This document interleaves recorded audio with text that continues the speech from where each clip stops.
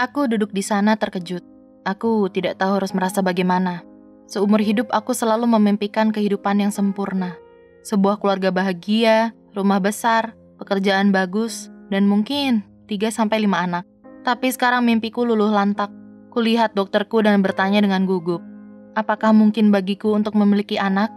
Yang ia katakan selanjutnya menghancurkan hatiku. Saat aku remaja, aku terbiasa menghadiri kelas konfirmasi Katolik setiap hari Rabu. Satu hal yang membuatku kebingungan adalah bahwa pil KB tidak baik, sedangkan aku mengkonsumsinya sejak aku berusia 12 tahun untuk membantuku mengurangi kram perut dan datang bulan yang sangat banyak. Guru dan pastor muda akan terus-menerus mengatakan adalah salah mengkonsumsi pil KB dan bagaimana hubungan intim sebelum pernikahan adalah dosa besar. Sebagai anak remaja yang mudah terpengaruh, ku percayai apa yang mereka katakan, dan walaupun itu membantu mengatasi kram perutku, aku percaya saat itu aku melakukan dosa dengan mengkonsumsi pil KB. Jadi kutemui salah satu pastor muda dan mengatakan padanya aku ingin berhenti, dan ia bilang itu ide bagus, dan merekomendasikan suatu aplikasi untuk ku download di HP-ku untuk melacak haidku, dan berkata mungkin aku bisa menghindari kram perut dengan cara itu. Semuanya berjalan lancar, hingga aku menyadari bahwa aku tidak datang bulan lebih dari 3 bulan. Ku beritahu mama tentang itu, dan ia segera membawaku ke dokter. Dokter mengambil 13 tube darah untuk menjalankan tes yang ia butuhkan. 1 minggu berlalu, dokter menghubungi kami mengatakan hasilnya sudah keluar, dan kami harus membuat janji temu segera mungkin. Mama dan aku pergi di hari janji temu kami. Dokter masuk dengan wajah tertekuk, dan saat ia duduk, ia menoleh ke arahku dan berkata, "Hipertiroidmu berkembang menjadi Hashimoto tiroiditis, penyakit di mana kelenjar tiroid perlahan dihancurkan. Artinya, alih-alih memiliki terlalu banyak hormon tiroid, itu justru berfluktuasi dengan sangat cepat." Mamaku mencoba menguatkan diri, sementara otakku masih memproses apa yang dokter katakan. Ia melihat ke arahku sembari aku memikirkan setiap skenario yang mungkin di mana pemikiran untuk memiliki anak tiba-tiba muncul di pikiranku. Aku perlu tahu, jadi kulihat dokter itu dan berusaha membuat suaraku tidak gemetar saat kutanyakan padanya apakah ada kemungkinan aku memiliki anak di masa mendatang. Tapi ia memberitahuku bahwa dengan kondisiku, kemungkinannya sangat kecil.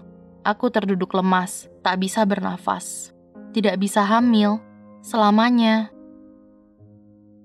Saya minta maaf, tapi selain itu, kamu juga memiliki penyakit selia. Jadi kamu tidak bisa memakan makanan yang terbuat dari gandum, katanya.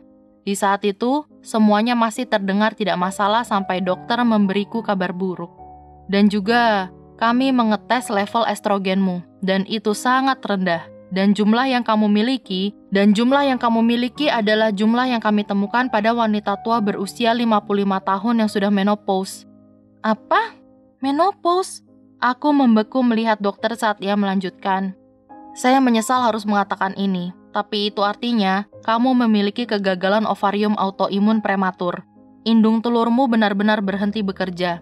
Kamu harus meminum pil estrogen untuk mencegah menopause-nya semakin berkembang.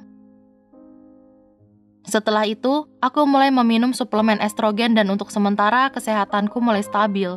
Ku coba untuk tidak terlalu memikirkan masa depanku dan melihatnya dengan positif. Aku berjanji pada diri sendiri saat aku mulai membaik, aku akan mendatangi spesialis kandungan dengan harapan bahwa mungkin aku akan bisa memiliki anak. Segera saat aku menginjak 18 tahun, ku coba menemui seorang spesialis. Aku begitu gugup tapi bersemangat. Aku sudah menunggu lama untuk saat ini dan mencoba melakukan yang terbaik untuk memastikan aku sehat. Seorang perawat masuk dan mengambil darahku untuk menjalankan beberapa tes. Sementara aku menunggu di ruangan, tidak bisa berhenti memikirkan yang terburuk. Aku memimpikan memiliki anak seumur hidupku, dan pemikiran tidak ada kesempatan untuk bisa memilikinya menghancurkanku.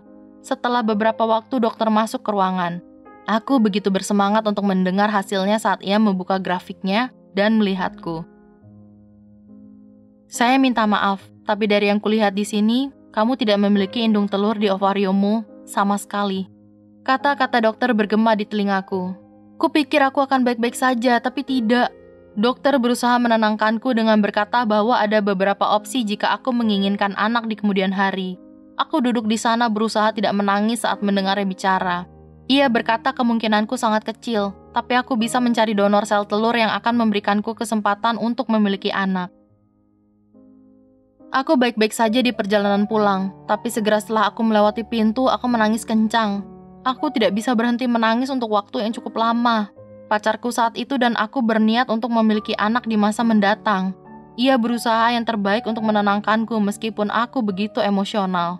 Berbulan-bulan kupikirkan kenapa ini terjadi padaku. Satu hal yang sangat kuinginkan dalam hidup diambil dariku. Pada akhirnya, hubungan kami kandas. Apakah aku seorang wanita sejati? Pikirku. Bagaimana aku mampu mendapatkan donor sel telur dan semua biayanya jika aku ingin memiliki anak di kemudian hari?